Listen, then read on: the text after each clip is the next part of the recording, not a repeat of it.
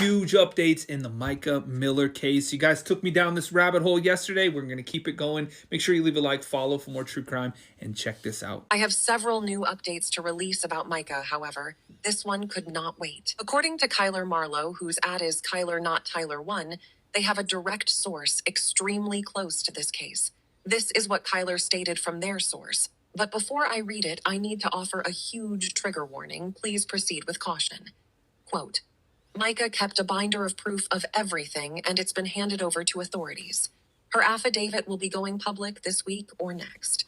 Everything she said, JP backed up in a BS apology to her, which there's documentation of. This includes him literally saying he wanted to hurt her.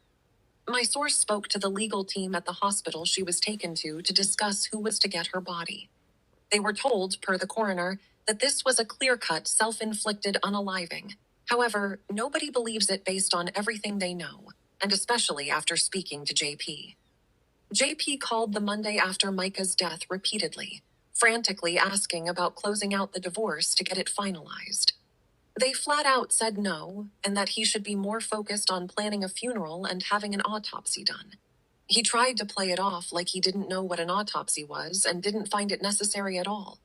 This source also knows the officer who served JP the papers 48 hours prior to Micah's death. They said JP was absolutely shocked and did not expect this at all, and they left it very basic of just separation and did not include anything about adultery, so he couldn't plan for it and would be shocked in court when it all came out.